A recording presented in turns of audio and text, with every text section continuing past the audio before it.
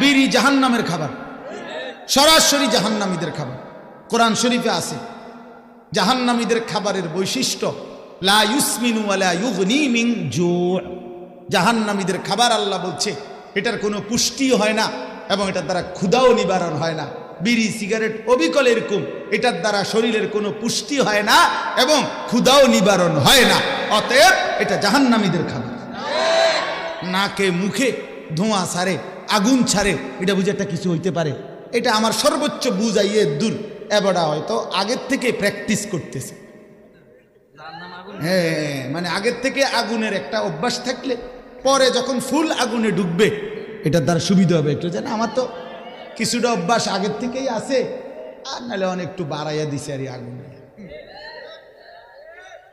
এই জন্য এটা লজ্জার বিষয়, শরমের বিষয়, হায়ার বিষয়। এটা বিড়ি সিগারেটের এই বদভ্যাস একেবারেই অপছন্দনীয় অভ্যাস। বাবা, নওজোয়ান মাঝবয়সী আপনারাও ছেড়ে দেন। কেমনে দাঁড়াবেন? রাসূলুল্লাহ সাল্লাল্লাহু আলাইহি সাল্লাম, প্রিয় ভাই নবী সাল্লাল্লাহু আলাইহি সাল্লাম 63 বছরের জীবনে কোনোদিন তিনি দুর্গন্ধ পছন্দ করতেন না। নবী সাল্লাল্লাহু আলাইহি সাল্লাম ঘামের গন্ধ সহ্য করতেন না, কাঁচা পেঁয়াজ কাঁচা রসুনের গন্ধ সহ্য করতেন না।